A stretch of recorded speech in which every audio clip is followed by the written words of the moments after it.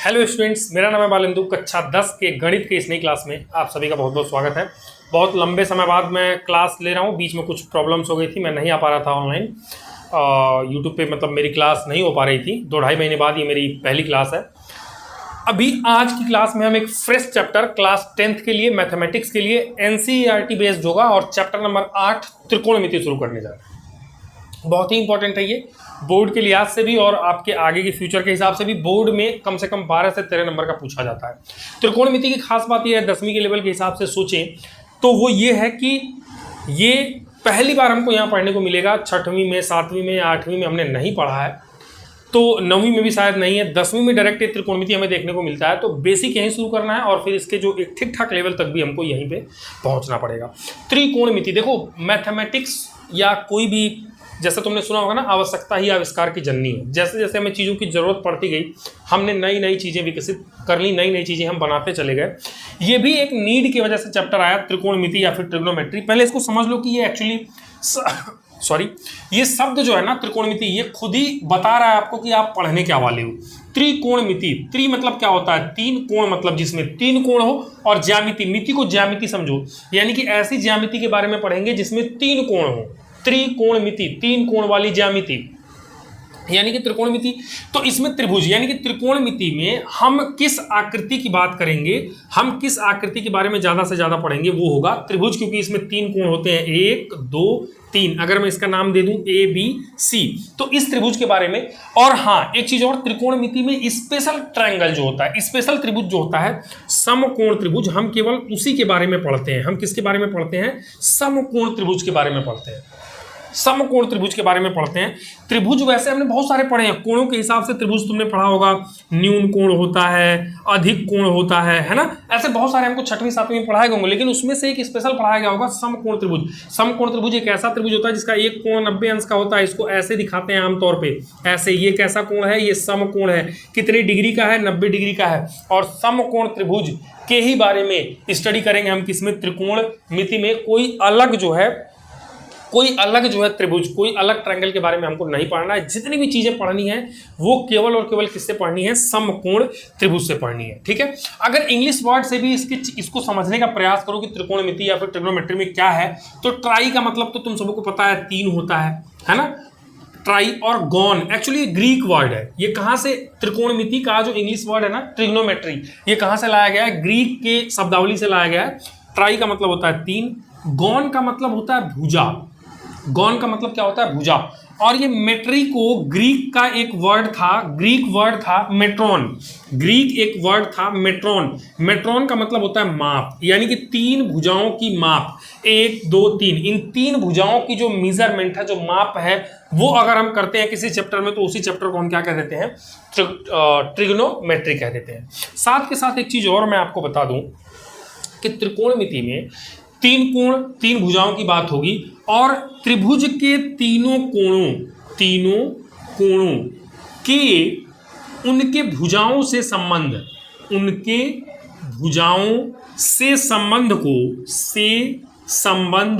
को ही क्या कहते हैं?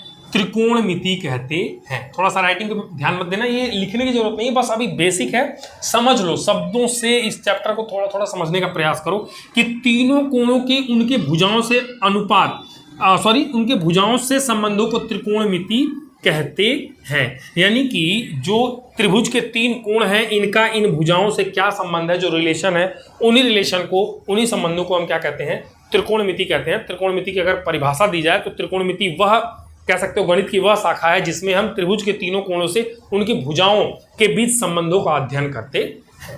बात समझ में आ गई? इसकी जरूरत कैसे पड़ी, आखिर ये आया कैसे, रिक्वायरमेंट कैसे आई, देखिएगा।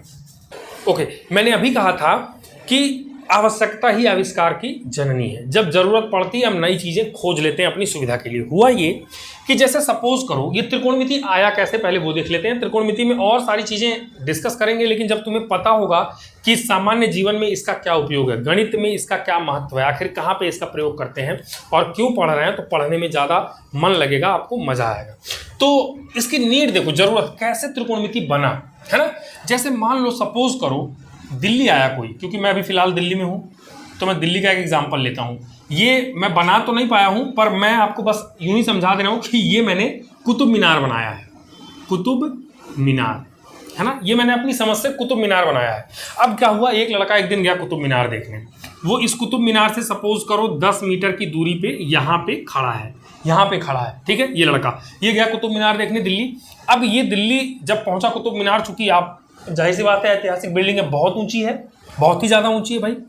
तो वो लड़का मेरे साथ गया है, सपोज करो मान लो मेरे साथ गया, मैं इसको घुमाने ले गया हूँ। तो इसने कुतुब मीनार को जब यूं करके देखा, ऐसे करके देखा, इसके टॉप मोस्ट पॉइंट पे यहाँ से इसने यूं करके इस कुतुब मीनार को देखा और मेरे से पूछता है कि सर अगर मैं 10 मीटर की दूरी पे, यहाँ ये दूरी मुझे पता है 10 मीटर, क्योंकि कुतुब मीनार पर चढ़ने नहीं देते हैं, तो कह रहा है कि क्या मैं इस कुतुब मीनार की ऊंचाई h जो है वो माप सकता हूँ, क्या मैं मीजर कर सकता हूँ। अगर मुझे पता हो कि मैं कुछ थीटा डिग्री से एक कोण बनाते हुए इसकी चोटी को देख रहा हूं और मैं यहाँ से 10 मीटर की दूरी पे खड़ा हूं, तो इस कुतुब मीनार की ऊंचाई जो h है वो बराबर कितनी है, क्या मैं बिना कुतुब मीनार पे चढ़े निकाल सकता हूं, क्योंकि चढ़ना अलाउ नहीं था वहां पे। तो मैंने कहा हाँ भाई निकाल सकते हो। कैसे निकाल सकते हो? मैंने कहा त्रिकोणमिति की मदद से, ट्रिग्नोमेट्री की सहायता से आप निकाल सकते हो, बहुत आसान है। अब समझ लो कि तुम कुतुब मीनार की ऊंचाई को बिना उस पर चढ़े, केवल वहां से देखने के बाद में ही गणित की मदद से निकाल सकते हो। कुतुब मीनार की ऊंचाई, किसी पेड़ की ऊंचाई, बुर्ज खलीफा की ऊंचाई, ये सब बिना उस पर चढ़े, बिना उस ऊंचाई तक गए आप निकाल सकते हो आसानी से। अब तुम सोचो अगर कुतुब मीनार की ऊंचाई यूं ही आप निकाल सकते हो, तो क्या यहाँ से जो चांद की ऊंचाई, कुछ सूरज की ऊंचाई, ग्रहों की, तारों की ऊंचाई, है ना, एक ग्रह से दूसरे ग्रह के बीच की दूरी, क्या बार बार हम एक ग्रह से दूसरे ग्रह फीता लेके घूम रहे हैं? क्या हम कैसे नाप रहे हैं? हम उनको त्रिकोणमिति की मदद से नाप रहे हैं। तो वो जरूरत जब आई कि कुतुब मीनार की ऊंचाई कैसे निकालूं, ये बड़ी सी ऊंची सी बिल्डिंग है, इस पर चढ़ तो नहीं सकता मैं, इसकी ऊंचाई कैसे निकालूं, मैं यहाँ से सूरज की दूरी कैसे निकालूं, इन जरूरतों को पूरा करने के लिए क्या बनाया गया? त्रिकोणमिति बनाया गया। ऐसे ही एक नीड और देख लो, ये तो खैर एक एग्जाम्पल मैंने बताया, एक एग्जाम्पल और मैं आपको बता देता हूं। सपोज करिए कि जैसे एक व्यू और बताता हूं आपको। जैसे मान लो कि सपोज करो यहां पे ना कोई मंदिर है, ये जो है ये मान लो मंदिर है ना, और यहां पे सपोज करो ये बीच में ना नदी है, बीच में नदी है ना, और यहाँ पे 1 2 3 मंजिल की कोई इमारत बनी है, कोई घर बना है, और ये इसकी बालकनी है। इस बालकनी पे कोई बैठा हुआ है, वो यहाँ से इस मंदिर, यहाँ से सपोज करो इस मंदिर पे यहाँ पे सीढ़ी है, सीढ़ी बनी है, कई सारी सीढ़ी है। तो इस सीढ़ी के इस पोजीशन को ये लड़का यहाँ से ऐसे ऐसे देख रहा है, इसको कुछ थीटा एंगल बना के ये यहाँ से ओरिजेंटल से कुछ थीटा एंगल बना के, मान लो अगर ये एंगल उसको पता होता थीटा, तो भी तुम कहते कि गुरुजी ये बिल्डिंग बिल्कुल सीधी होगी। भाई कोई भी मकान बिल्कुल सीधे बनती है, टेढ़ी मेढ़ी तो बनाते नहीं है। तो कहोगे ये तो 90 डिग्री पे है, बिल्कुल सीधा होगा। ये रही नदी, और मान लो यहाँ से, अब भाई अगर ये सीधा है और ये मैं इसके एकदम ओरिजेंटल, एकदम सीधा मैं अगर ये वाली लाइन लेता हूँ, तो ये 90 अंश होगा, यानी ये कोण भी पता है, तो 90 माइनस समथिंग करके ये निकाल सकते हो। समझ गए? कुल मिला के मान लो थीटा कोण से, इस ओरिजेंटल से थीटा कोण से ये इसकी नज़रें झुका के ये सीढ़ी को देख रहा है, और ये सोच रहा है कि काश मैं इस नदी की जो चौड़ाई है, इसको मैं बिना नदी में घुसे, बिना नदी में तैरे मैं निकाल पाता। तो इसके भी दिमाग में आया, ये भी आया मेरे पास, ये कह रहा है कि क्या पॉसिबल है गुरुजी, बिना नदी में तैरे, बिना नदी में गए, बिना नदी को अब नाव में चढ़ के हम फीता लेके तो नापेंगे नहीं, तो क्या ये पॉसिबल है कि हम इसकी चौड़ाई निकाल लें बिना नदी में ट्रैवल किए? मैंने कहा हाँ बेटा निकल जाएगा, लेकिन कैसे निकलेगा? त्रिकोणमिति की सहायता से निकलेगा, ट्रिग्नोमेट्री की सहायता से निकलेगा। अब तुम कहोगे अभी निकाल के दिखाओ, बिल्कुल निकाल के दिखाएंगे। जब हम त्रिकोणमिति के बेसिक्स पढ़ लेंगे, जब हम त्रिकोणमिति की गणित जान जाएंगे, तो उसके बाद त्रिकोणमिति का अनुप्रयोग मैं आपको ऐसे ऐसे सवाल लगवाऊंगा, ठीक ऐसे ही सवाल कि कुतुब मीनार की ऊंचाई निकालिए, इस नदी की चौड़ाई निकालिए, और आप सोच लो, समझ लो कि बेसिक जीवन में कितना ज़्यादा यूज़ किया जाता होगा ये। जब कभी पुल बनाते हैं हम नदी पे और नदी की चौड़ाई निकालनी होती है, तो उसकी चौड़ाई कैसे निकालेंगे, बिल्कुल त्रिकोणमिति से ही निकालेंगे। तो मतलब कितना ज़्यादा महत्वपूर्ण ये हो सकता है विषय, ये टॉपिक, ये चैप्टर हमारे लिए, हमारे सामान्य जीवन में कितना इंपॉर्टेंट हो सकता है आपको अंदाजा भी नहीं है। यहाँ तक कि जब आप घर में सीढ़ी बनाते हो ना, कभी कभी तुम देखोगे कारीगर तुम्हारे घर में सीढ़ी बनाते हैं जब कभी हम सीढ़ी पे चढ़ते हैं तो हम कहते हैं यार बड़ा खराब सीढ़ी बनाया इसने, बड़ा खराब बनाया, ये तो गिर जाएंगे, बहुत खड़ी सीढ़ी बना दिया, एंगल सही नहीं रखा। एक्चुअली अगर वो त्रिकोणमिति लगा के सीढ़ी बनाता तो बहुत ही सीढ़ी अच्छी बन पाती। उनको पता नहीं होता एक्चुअली कि जैसे मान लो सीढ़ी को चढ़ाना है तो उनको पता नहीं होता कितनी दूर से सीढ़ी लाएं तो बढ़िया एंगल बनेगा। वो डिस्टेंस निकाल पाते अगर वो त्रिकोणमिति पढ़े होते, थोड़े से होशियार होते। जब कभी कंपनियों में ऐसा तुम देखोगे, बड़े बड़े मॉल होते हैं, बड़े बड़े अपार्टमेंट्स होते हैं, उनकी सीढ़ियों पे कभी चढ़ना तुम कहोगे यार मज़ा आ रहा है, बढ़िया सीढ़ी है। बढ़िया सीढ़ी क्यों है? क्योंकि भाई वहाँ पे पढ़े लिखे इंजीनियर हैं, वो त्रिकोणमिति जानते हैं, उनको समझाया गया, सिखाया गया, इंजीनियरिंग की है, तो मैथमेटिक्स लगा के फिर वो कंस्ट्रक्शन करते हैं, इसलिए उनका कंस्ट्रक्शन बेहतर होता है। तो सामान्य जीवन में बहुत उपयोग है इन चीज़ों को। ठीक है, चलिए तो आगे चलते हैं। त्रिकोणमिति की और सारी चीज़ों को थोड़ा सा समझते हैं, सीखते हैं। और कोई पूछे कि त्रिकोणमिति आखिर क्या है तो तुम कहोगे त्रिकोणमिति विज्ञान की वह शाखा है जिसमें हम त्रिभुज के, समकोण त्रिभुज के कोण और उसकी भुजाओं के बीच संबंधों का अध्ययन करते हैं। कैसे करते हैं अभी बताऊंगा। चलिए आगे चलते हैं। त्रिकोणमिति के बेसिक्स को सीखने के लिए अब सबसे पहले जो हमें जानना होगा एकदम शुरुआती दौर में, वो है त्रिकोणमितीय अनुपात। त्रिकोणमितीय अनुपात सबसे पहले हमें सीखना होगा, त्रिकोणमितीय अनुपात। देखिए त्रिकोणमिति में जो त्रिकोणमितीय अनुपात है वो 6 होते हैं। 6 होते हैं। कौन कौन से? एक तो साइन होता है, कॉस होता है, टैन होता है, साइन कॉस टैन, कॉट होता है, सेक होता है और कोसेक। इनके पूरे नाम अलग अलग हैं, ये शॉर्ट फॉर्म है, लेकिन जितना मैंने लिखा है और जो मैं पढ़ रहा हूँ यही हमें पूरी त्रिकोणमिति में काम आएगा। पूरा नाम आपकी किताब में होगा, अगर पढ़ना चाहते हैं, या एक बार मैं आपको बता देता हूँ। SINE साइन होता है, कोसाइन होता है, टेंजेंट होता है ना, टेंजेंट होता है। ऐसे ही कोसेक का, सेक का और कॉट का भी पूरा नाम अलग है, पूरी इंग्लिश, पूरी वर्डिंग अलग है। वो आपकी किताब में लिखा होगा, जब आप त्रिकोणमिति पढ़ रहे हैं, किताब होगी आपके पास, आप देख सकते हैं वहाँ से, पर उस पर ज़्यादा दिमाग नहीं लगाना है। जरूरी क्या है, इनके शॉर्ट ऐसे ही नेम याद रखना, sine SIN, cos COS, tan TAN, cot COT, sec SEC, cosec COSEC। ये 6 त्रिकोणमितीय अनुपात हैं। कहेंगे कितने त्रिकोणमितीय अनुपात है? 6 है, और 6 से कम नहीं और 6 से ज़्यादा नहीं, इतने से ही पूरी त्रिकोणमिति खत्म हो जाएगी। इन 6 अनुपातों को हमें सीखना पड़ेगा, और इन 6 अनुपातों को सीखने के लिए हमें सबसे पहले ज़रूरत पड़ेगी एक समकोण त्रिभुज की। एक समकोण त्रिभुज की, मान लिया इसका नाम है ABC, जहाँ पे कोण B जो है वो 90 डिग्री का है, समकोण है। कोण A को मान लिया मैंने θ1 है, और कोण C को मान लिया मैंने θ2 है। अब इन अनुपातों को जानने के पहले जरा इस त्रिभुज के बारे में कुछ बेसिक सीखिएगा, मुझसे समझिएगा। इस त्रिभुज में 3 चीजें हैं। 3 चीजें हैं। एक है इस त्रिभुज का आधार, एक है इसका लंब, और एक है इसका कर्ण। आधार को इंग्लिश में बेस कहते हैं, लंब को परपेंडिकुलर और कर्ण को हाइपोटेनस। आधार, लंब और कर्ण ये जरूरी नहीं है कि फिक्स होगा। हर त्रिभुज में, हर अलग अलग समकोण त्रिभुज में उसके कोण के हिसाब से अलग अलग होता है। इसका बंटवारा ये चेंज हो जाता है, बदल जाता है। सबसे जरूरी खास बात मैं आपको बताऊं कि जब भी आपको 90 डिग्री पता हो, ध्यान से समझना, 90 डिग्री पता हो तो 90 डिग्री के जो सामने वाली भुजा होती है ये हमेशा कर्ण होती है।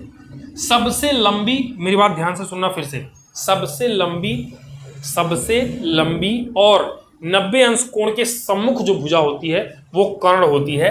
यानी कि 90 अंश के सामने, और इस त्रिभुज की सबसे लंबी भुजा जो है वो क्या कहलाती है?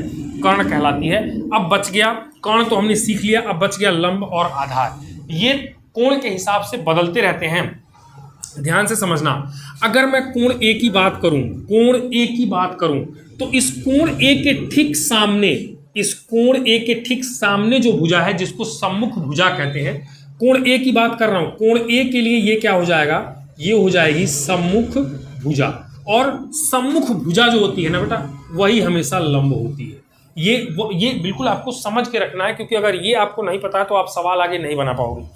कोण ए की अगर मैं बात करूंगा, कोण ए के सम्मुख भुजा जो होगी, सम्मुख भुजा वो लंब होगी, और इसी से लगी हुई संलग्न भुजा इसको कहते हैं। ध्यान से देखना, संलग्न भुजा यानी कोण ए इन दो भुजाओं से बना है, एक तो ये एक तो ये, तो ये दोनों कहलाती हैं संलग्न भुजा, एक साथ लगी हुई भुजा। तो इस संलग्न भुजा में जो लंबी वाली है ये तो कर्ण है, और जो बच गया संलग्न भुजा में जो बच गया यही इस कोण ए के लिए इस त्रिभुज का क्या कहलाएगा, आधार कहलाएगा। यानी दो तरह की भुजाएं, सम्मुख भुजा और संलग्न भुजा। संलग्न भुजा मतलब जिससे वो कोण बन रहा होता है, एक साथ लगी हुई भुजाएं, उसमें भी जो लंबी है वो कर्ण है, और जो साथ में यहाँ नीचे लगी हुई है ये कौन सी है, संलग्न भुजा है। संलग्न भुजा हमेशा आधार होगी, और जो सामने वाली भुजा है वो क्या होगी, वो होगी लंब। और इसी त्रिभुज को दोबारा एक बार सेम मैं ड्रॉ करता हूँ, सेम टू सेम ट्रायंगल मैं ड्रॉ करता हूँ। मैं कहता हूँ कि अगर मैं कहता हूँ ये ए है, ये बी है और ये सी है, ए बी सी, ये हमारा θ2 था, ये हमारा θ1 था, और ये हमारा समकोण है 90 अंश है। सेम ड्रॉ करता हूं, 90 अंश के सामने वाली भुजा क्या कहलाएगी, कर्ण कहलाएगी, इसमें कोई डाउट नहीं है। देखो लंब, आधार और कर्ण पहचानना सिखा रहा हूं, ठीक है। तो 90 अंश के सामने वाली जो भुजा है ये क्या है, ये कर्ण है। 90 अंश के ठीक सामने वाली भुजा कर्ण है। और अगर मैं कोण सी की बात करूं, ये सारी बातें मैंने की थी कोण ए के हिसाब से, अगर मैं कोण सी के हिसाब से बात करूं तो देखो कहानी बदल जाएगी। एनालाइज करना सीखना। कोण सी का ये कोण है θ2, इसके सामने अब ये भुजा पड़ गई, तो कोण सी के लिए ये भुजा इस बार किसकी तरह काम करेगी, सम्मुख भुजा की तरह काम करेगी। नोट करना इस चीज को कि कोण सी के सामने, अब कहोगे कि यहां सर आपने संलग्न लिख दिया और इसी भुजा को यहां सम्मुख लिख दिया। हाँ, क्योंकि यहां पे मैंने कोण ए के हिसाब से पढ़ा समझाया, और यहाँ पे मैं कोण सी के हिसाब से समझा रहा हूं। तो कोण सी के सामने वाली भुजा सम्मुख भुजा, और कोण सी जहां पे खुद बना हुआ है ये क्या कहलाता है, संलग्न भुजा। संलग्न भुजा सबसे बड़ी कर्ण हो गई। सम्मुख भुजा जो होती है ये होती है हमेशा लंब। जिस कोण की बात कर रहे हैं उस कोण के सम्मुख भुजा जो होती है वो क्या होती है, लंब होती है। और जो एक भुजा बच गई जहां पे वो खुद कोण बना हुआ है ये क्या होता है, ये होता है आधार। तो उम्मीद कर रहा हूं कि आप लंब, कर्ण और आधार सीख गए होंगे। और साथ में पिछली छोटी कक्षाओं में एक पाइथागोरस थ्योरम हुआ करता था, पाइथागोरस प्रमेय। पाइथागोरस प्रमेय, पाइथागोरस प्रमेय में ये कब पढ़ाया गया होगा आपको, जब आपने त्रिभुज पढ़ा होगा। त्रिभुज पढ़ते टाइम आपको ये जरूर समझाया गया होगा कि बेटा पाइथागोरस प्रमेय पढ़ लो। तो त्रिभुज में सिखाया गया होगा पाइथागोरस प्रमेय में कि हमेशा जो है जो कर्ण होता है, ये अभी इनकी बात करेंगे त्रिकोणमितीय अनुपात की, पहले ये बेसिक समझ लो कि पाइथागोरस प्रमेय में हमने पढ़ा होगा कि कर्ण का जो वर्ग है वो बराबर होता है लंब के वर्ग के धन आधार के वर्ग के। कभी न कभी 6, 7, 8 में जरूर कहीं ना कहीं आपने पढ़ा होगा कि कर्ण का जो वर्ग होता है, ये हमारा कर्ण है, कर्ण हाइपोटेनियस, हाइपोटेनियस का जो स्क्वायर, कर्ण का वर्ग बराबर होता है लंब के वर्ग के धन आधार के वर्ग के। ये त्रिभुज में पढ़ाया गया होगा आपको पहले कक्षा 9वीं में, 8वीं में जरूर आपको कहीं ना कहीं मिला होगा पाइथागोरस थ्योरम। तो ये तो त्रिकोणमिति में इसको तो बिल्कुल रट लो, दिमाग में सेट कर लो कि कर्ण का वर्ग बराबर लंब का वर्ग धन आधार का वर्ग। ये तो बिल्कुल आपको पता होना ही चाहिए, ठीक है। इतनी सारी बातें मैंने आपको सिखाई, ये सारी बातें समझने की थी, नोट्स वगैरह कुछ लिखने की जरूरत नहीं थी अभी तक फिलहाल। पर पाइथागोरस थ्योरम आप लिख सकते हो, ये सम्मुख भुजा, संलग्न भुजा, कर्ण, आधार, लंब पहचानना कैसे पहचानते हैं ये आप यहाँ पे नोट बना सकते हो, सीख सकते हो। इसके बाद त्रिकोणमितीय अनुपातों की बात करते हैं, 1 सेकंड का टाइम देंगे। चलिए आगे चलते हैं, त्रिकोणमितीय अनुपात को समझने का प्रयास करते हैं। देखो त्रिकोणमितीय अनुपात के लिए हमको सबसे पहले एक समकोण त्रिभुज की जरूरत पड़ेगी, समकोण त्रिभुज की जरूरत पड़ेगी। और इस त्रिभुज का नाम क्या दे दूंगा मैं, ए बी सी, जहां पे मैं मान के चल रहा हूं कि कोण बी क्या है, 90 अंश का है, समकोण है, और यहाँ पे कोण ए और ये कोण सी, ए बी सी ये त्रिभुज है। त्रिकोणमितीय अनुपात मैंने कहा टोटल कितने होते हैं, 6 होते हैं। 1 2 3 4 5 6 होते हैं। कौन कौन से, sign, cos, tan, cot, sec, cosec, ठीक है। साइन का पूरा नाम SINE, कॉस का पूरा नाम cosine, COSINE, sine cosine, tangent, cosecant, secant और कोटेंजेंट, ये इनके पूरे नाम है। पर हमको पूरे नाम की जरूरत नहीं पड़ती है। मैंने जैसे आपको समझाया था कि इसके शॉर्ट फॉर्म से ही इसको याद रखेंगे, शॉर्ट फॉर्म से ही इसको याद रखेंगे। ये साइन है, ये क्या है, ये कॉस है, ये क्या है, ये टैन है, साइन कॉस टैन, ये कॉट, कॉट, ये सेक और ये कोसेक, ठीक है। इन्हीं नाम से इनको जाना जाता है। इन्हीं से हमें आगे त्रिकोणमिति में सारी चीज़ें पढ़नी है। मतलब पूरा नाम एक बार को आपको पता होना चाहिए आपकी नॉलेज के लिए, पर आगे जो है काम हमें बस इतने ही आएंगे। तो मैं कोण ए के हिसाब से बात करूंगा। अब ध्यान से समझना चीज को। 90 अंश के सामने वाली भुजा को मैंने क्या बताया था, कर्ण होती है हमेशा, ऑलवेज, कोई इसमें डाउट नहीं है।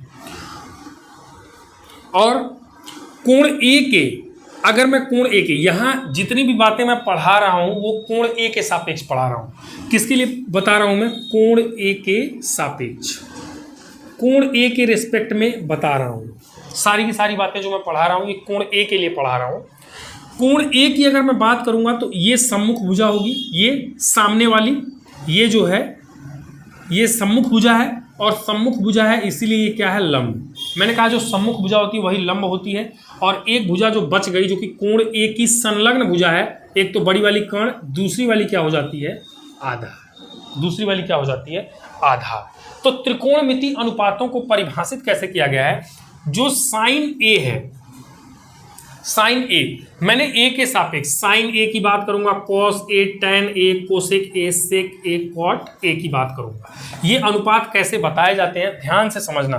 साइन ए जो है इसी त्रिभुज के रेस्पेक्ट में अगर लिखेंगे तो ये लंब बटे कर्ण के अनुपात के बराबर होता है। लंब और कर्ण के अनुपात के बराबर होता है, लंब बटे कर्ण। ये रहा लंब, ये रहा कर्ण। लंब को क्या लिख सकते हो, BC, यानी कि BC बटे कर्ण को क्या लिख सकते हो, AC। ये इसके बराबर होता है, लंब बटे कर्ण। कॉस ए जो है वो आधार बटे कर्ण के बराबर होता है, आधार बटे कर्ण, आधार बटे कर्ण। अगर इस त्रिभुज की बात करें, आधार कौन है, AB है, बटे कर्ण कौन है, AC भुजा है, तो AB बटे AC इसको लिख सकते हैं। लंब बटे कर्ण, आधार बटे कर्ण। टैन ए जो होगा इसकी जगह पे तुम थीटा रख के भी पढ़ सकते हो इसको, कोई बड़ी बात नहीं है। कोई बच्चा अगर थीटा से पढ़ना चाहता हो ना, थीटा लगा के पढ़ ले, sine theta, cos theta, tan theta, है ना। फिलहाल ट्रायंगल के हिसाब से चल रहा है तो ए पे मैं बता रहा हूँ। टैन जो होता है वो लंब बटे आधार के बराबर होता है, लंब बटे आधार के बराबर होता है, जहाँ पे लंब क्या है, BC है, बटे आधार क्या है, आधार है AB, BC बटे AB। और अगर बात करें कोसेक की, याद रखना कोसेक जो है वो साइन का उल्टा होता है। कोसेक साइन का क्या होता है, उल्टा, यानी कि लंब बटे कर्ण है ना, तो कोसेक जो है वो कर्ण बटे लंब के बराबर हो जाएगा, उल्टा होता है, लंब बटे कर्ण के बराबर हो जाएगा, यानी कि AC upon BC, AC upon BC के बराबर हो जाएगा। सेक जो है वो कॉस का उल्टा होता है। कॉस का उल्टा होने का मतलब कि कर्ण बटे आधार के बराबर हो जाएगा, कर्ण बटे आधार के बराबर हो जाएगा, यानी कि AC अपॉन AB के बराबर हो जाएगा। और कॉट जो होता है वो टैन का उल्टा होता है, टैन का उल्टा होता है, यानी कि आधार बटे लंब हो जाएगा, आधार बटे लंब हो जाएगा, आधार बटे लंब, यानी कि AB अपॉन BC हो जाएगा, AB अपॉन क्या हो जाएगा, BC हो जाएगा। यानी कि इसमें हमें ये पता चल गया कि जो त्रिकोणमिति अनुपात हैं वो 6 तरह के होते हैं, sign, cos, tan, cot, sec, cosec. Sine theta या साइन ए क्या होता है, लंब बटे कर्ण। कॉस ए क्या होता है, आधार बटे कर्ण। टैन ए क्या होता है, लंब बटे आधार। कोसेक साइन का उल्टा होता है तो कर्ण बटे लंब हो जाता है। कॉस का उल्टा होता है सेक तो कर्ण बटे आधार हो जाता है, और टैन का उल्टा होता है कॉट तो आधार बटे लंब हो जाता है। यहाँ से इसको आप निकाल सकते हैं। ये कोण ए के लिए है तो इसीलिए मैंने ए के हिसाब से इन भुजाओं का उल्लेख कर दिया। अगर सी के लिए होता तो फिर इसके लिए ये लंब हो जाता, ये आधार हो जाता, कर्ण तो वही रहता। फिर परिभाषाएं तो ऐसी ही रहती पर भुजाओं की माप बदल जाती। आगे सब समझ में आएगा, टेंशन मत लो आप। इसको चाहो तो एक बार लिख सकते हो, ठीक है, इसको चाहो तो आप लिख सकते हो, स्क्रीनशॉट लेके लिख लेना, मैं आगे बात करता हूँ। चलिए तो आगे चलते हैं। देखिए आपको 2-3 बातें याद रखनी है। क्या क्या कि मैंने क्या कहा कि जो साइन का, अगर थीटा से आपको आसान लग रहा है मैं थीटा से जनरल फॉर्म में पढ़ा दे रहा हूँ। साइन थीटा जो है वो कोसेक का उल्टा होता है। साइन थीटा बराबर 1 बटे कोसेक थीटा होता है। जो कॉस थीटा होता है वो सेक का उल्टा होता है, 1/सेक थीटा होता है, और जो टैन का थीटा होता है वो 1/कॉट का COT कॉट का थीटा होता है। यानी साइन और कोसेक अपोजिट, कॉस और सेक अपोजिट, टैन और कॉट अपोजिट। अपोजिट कौन सा वाला? अपोजिट कौन सा वाला? अंश और हर उल्टा कर दो, अंश बटे हर में हर बटे अंश कर दो, उल्टा कर दो। तो ये हमेशा आपको ध्यान रखना है, और साथ में ये भी ध्यान रखना है कि जो टैन का थीटा होता है ना वो साइन थीटा बटे कॉस थीटा के भी बराबर होता है। टैन थीटा जो है वो साइन थीटा बटे कॉस थीटा के भी बराबर होता है। ठीक है, जैसे कि मैंने आपको एक बार और रिवाइज करा देता हूं मैं। साइन थीटा मैंने क्या बताया? लंब बटे कर्ण बताया। 3 चीजें उंगली पे याद कर लो, लंब आधार कर्ण, लंब आधार कर्ण। अब कैसे करोगे? पहले साइन, और क्रम कैसे याद करोगे? Sine cos tan, cot sec cosec. तो साइन जो है लंब बटे कर्ण, कॉस जो है वो लंब के जगह पे आधार बटे कर्ण, आधार बटे कर्ण साइन कॉस, और टैन जो है वो टैन मैंने क्या बताया? साइन बटे कॉस बताया। देखो ना, साइन क्या है? लंब बटे कर्ण है, और भाग दे दो इसमें किससे? कॉस से। कॉस क्या है? आधार बटे कर्ण है। नहीं समझे क्या? टैन थीटा का मैंने कहा कि वो साइन बटे कॉस होता है। तो साइन क्या होता है? लंब बटे कर्ण, मैंने लिख दिया, और बटे मतलब भागा, और कॉस क्या होता है? आधार बटे कर्ण, मैंने लिख दिया। इसको अगर अच्छे से लिखोगे तो ये लंब बटे कर्ण और भाग को गुणे में बदल दो तो कर्ण बटे क्या हो जाएगा? आधार। कर्ण बटे क्या हो जाएगा? आधार। कर्ण से कट गया, क्या बचा? कर्ण से कर्ण कट गया, क्या बचा? लंब बटे आधार बचा। लंब बटे क्या बच गया? आधार बच गया, लंब बटे आधार। तो साइन थीटा लंब बटे कर्ण, आधार बटे कर्ण, और टैन क्या होता है? लंब बटे आधार होता है। और कॉट सेक कोसेक कैसे लिखोगे? कॉट थीटा सेक थीटा और कोसेक थीटा, ये कैसे लिखोगे भाई? मैंने क्या कहा? कॉट टैन का उल्टा होता है, तो आधार बटे लंब लिख दोगे, आधार बटे लंब लिख दोगे। सेक किसका उल्टा बताया मैंने? कॉस का, तो कर्ण बटे आधार लिख दोगे, कर्ण बटे क्या लिख दोगे? आधार लिख दोगे। और साइन कोसेक किसका उल्टा होता है? साइन का, तो इसको लिख दोगे कर्ण बटे लंब, कर्ण बटे लंब। ये तो मैंने आपको जस्ट रिवाइज करा है, ये इंपॉर्टेंट है, याद रखना। त्रिकोणमितीय अनुपातों में ये चीज़ें, ये बेसिक हैं। ये जैसे क ख ग घ सीखे थे ना, फिर आपने पढ़ना सीखा, फिर आपने लिखना सीखा, तो ये बेसिक्स हैं क ख ग की तरह। ये sine cos tan cot sec cosec, इनके ये वाले मान और ये चीज़ें आपको जो याद होनी चाहिए। हाँ, अगर नहीं याद कर पा रहे हो, मैं ट्रिक भी आपको दे देता हूँ। चलिए, तो ट्रिक की बात कर रहा था मैं, इसको एज ए ट्रिक भी याद कर सकते हो। इसका ट्रिक है लाल बटे कक्का, LAL बटे KKA, कक्का, लाल बटे कक्का। जहाँ पे L जो है ये लंब है, A जो है वो आधार है, और L जो है, सॉरी LA, K जो है, K वो कर्ण है। K क्या है? कर्ण है। L क्या है? लंब है, A क्या है? आधार है, और K क्या है? कर्ण है। तो लाल बटे कक्का से, लाल बटे कक्का से भी आप इन त्रिकोणमितीय अनुपातों को याद रख सकते हो। ये जो पहला वाला अनुपात है, पहला वाला L बटे K, ये साइन है, ये दूसरा कॉस है, और ये टैन है। बाकी उल्टा, कॉट टैन का उल्टा सेक, कॉस का उल्टा, और कोसेक साइन का उल्टा, वो तो आप बता ही दोगे। मतलब देखो, अगर इसको देख के लाल बटे कक्का से अगर हम 6 अनुपातों को लिखें तो क्या हम लिख पाते हैं? जरा देखिएगा, sine theta cos theta tan theta sine cos tan, और कॉट थीटा कॉट सेक, और कौन सा है? Cosec theta. क्या हम लिख पाते हैं इस ट्रिक से? तो लिख पाएंगे। देखिएगा, साइन थीटा बराबर L बटे K, L मतलब क्या? लंब, बटे K मतलब क्या? कर्ण। L मतलब लंब, K मतलब कर्ण। कॉस क्या है? दूसरा वाला A बटे K, A मतलब आधार, और बटे K मतलब कर्ण। और टैन क्या है? L बटे A, यानी कि L मतलब लंब, बटे A मतलब आधार। और भाई कोसेक तो इसी का उल्टा है ना, तो कोई भी कह देगा कर्ण बटे लंब। ये सेक कॉस का उल्टा है, तो कोई भी कह देगा कर्ण बटे आधार। और टैन जो है वो कॉट का उल्टा है, तो कोई भी कह देगा आधार बटे लंब, आधार बटे लंब। लो, यहाँ से लिख दिया। इंग्लिश मीडियम वाले ऐसे कहते हैं इसको, इंग्लिश मीडियम वाले इसको एज ए ट्रिक कैसे याद रखते हैं? पंडित बद्री प्रसाद हर हर बोले। पंडित बद्री प्रसाद हर हर बोले, पंडित बद्री प्रसाद हर हर बोले, ऐसे लिख देते हैं। उनका ट्रिक हो गया कैसे, ये साइन का हो गया, ये कॉस का हो गया और ये टेन का हो गया। कैसे, P फॉर परपेंडिकुलर होता है, H फॉर हाइपोटेनियस यानी कि लंब बटे कर्ण, B for base, H for hypotenuse यानी आधार बटे कर्ण, और ये परपेंडिकुलर अपॉन बेस यानी कि लंब बटे आधार। वो इंग्लिश में पढ़ते हैं तो उनका वैसा ट्रिक हो गया। पंडित बद्री प्रसाद हर हर बोले, और हम हिंदी वाले हैं, हिंदी वाले अगर हैं तो हिंदी में ये वाला हो गया लाल बटे कक्का। ठीक है, इन 6 अनुपातों को आप याद रख सकते हो। कौन किसका अपोजिट है याद हो गया। टेन मैंने कहा साइन और कॉस का डिवीजन होता है, टेन थीटा साइन थीटा बटे कॉस थीटा के भी बराबर होता है। तो उम्मीद करता हूँ ये बातें समझ में आ गई होंगी। कमेंट करके बता सकते हैं अगर आपको कोई दिक्कत है। और चलिए थोड़ा सा और आगे चलते हैं, कुछ और सीखते हैं। चलिए आगे चलते हैं। देखिए अब आपके दिमाग में ये आ रहा होगा, ये बातें बेसिक्स मुझे लग रहा है आपको समझ में आ गई होंगी। इतना भी टफ नहीं है, चीज़ें आसान हैं। ठीक है, बस आपको थोड़ा सा ध्यान देना पड़ेगा।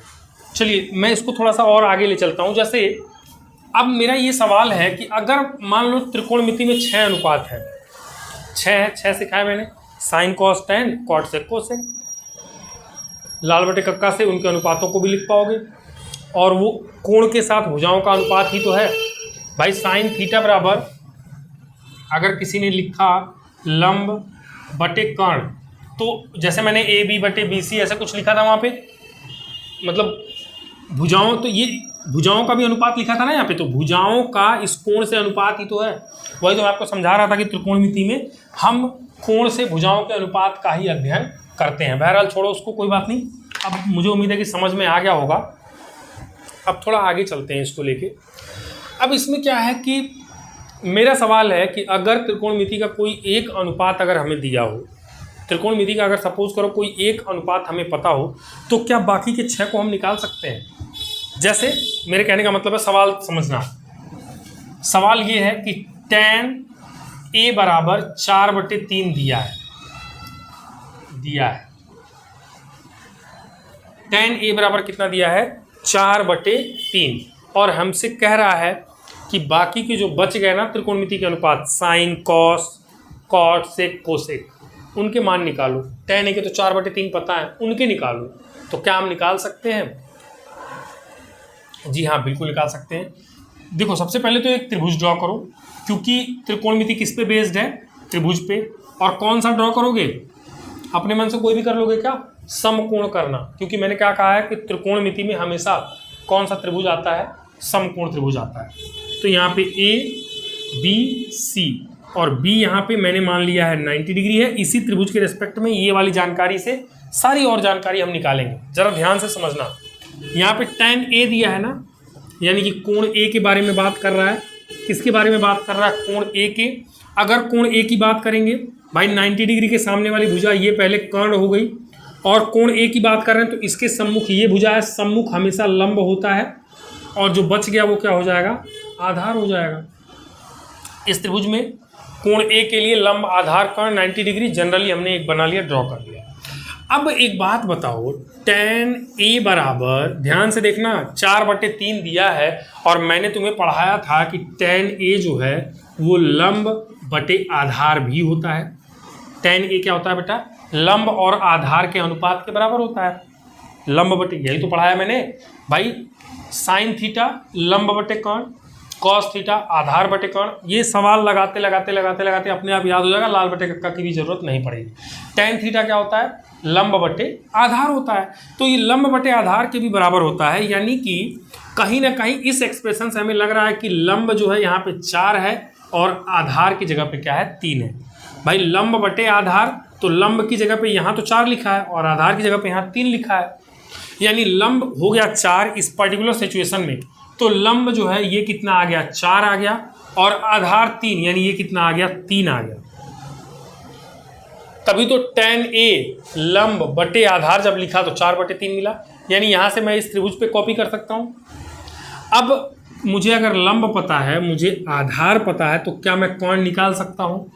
क्या मैं कर्ण बराबर क्या होगा निकाल सकता हूँ? जी हाँ, मैंने आपको पढ़ाया है पाइथागोरस थ्योरम, कर्ण का वर्ग बराबर होता है किसके, लंब के वर्ग के धन आधार के वर्ग के। तो बराबर लंब कितना 4, तो 4 का स्क्वायर प्लस आधार कितना 3, 3 का स्क्वायर, तो 4 चौके 16, 3 त्रिके 9 और 16 और 9 25।